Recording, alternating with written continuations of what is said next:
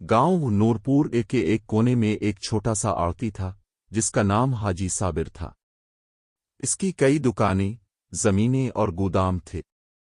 गांव में हर कोई इसे हाजी साहिब कहकर पुकारता था, लेकिन असल में वो निहायत ही सख्त दिल, बेरहम और खुद गरज इंसान था।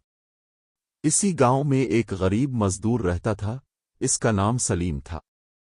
सलीम के पास ना जमीन थी, ना घर। वो अपनी बीवी और 2 बच्चों के साथ एक कच्ची झोंपड़ी में रहता था। रोज सुबह वो हाजी साबिर की दुकान पर मजदूरी के लिए जाता, जहां वो दिन भर पसीना बहाता, सामान उठाता, गोदाम साफ करता और हर तरह की मशक्कत करता। हाजी साबिर उसे रोजाना सिर्फ 30 रुपए देता, जो उसके एक वक्त के खाने के भी नाकाफी होते। कई बार सलीम ने हाजी से गुजारिश की कि इसकी मजदूरी बढ़ाई जाए, लेकिन हर बार हाजी साबिर उसे झिड़क कर कहता, तुम जैसे मजदूर बहुत हैं, अगर तुम्हें काम नहीं करना तो जाओ और कोई ले आओ। सलीम खामोशी से सर झुका लेता और फिर से काम पर लग जाता। वो न झूठ बोलता, न काम में कोताही करता। इसके दिल में ईमान की रोशनी थी और माँ की दुआएं।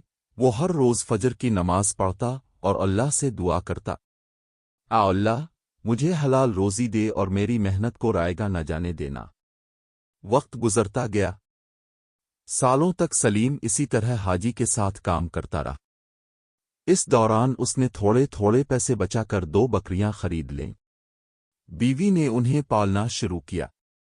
बकरियों का दूध वो बाजार में बेचता और कुछ दिनों में 4 बकरियां हो गईं। इसी तरह सलीम ने मेहनत और ईमानदारी से अपनी छोटी सी बकरियों की फार्मिंग शुरू की।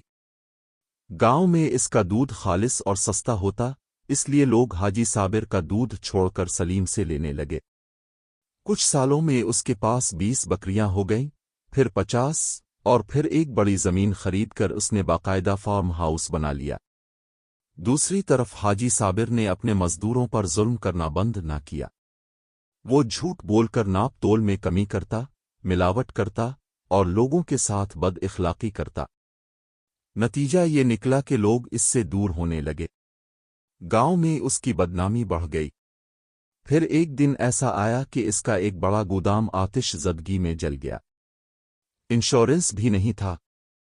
कर्जदारों ने उसे घेर लिया, जमीनें बिक गईं, दुकानें बंद हो गईं। वो वही हाजी साबिर, जो कल तक लोगों पर रोब डालता था, अब खुद लोगों से उदे।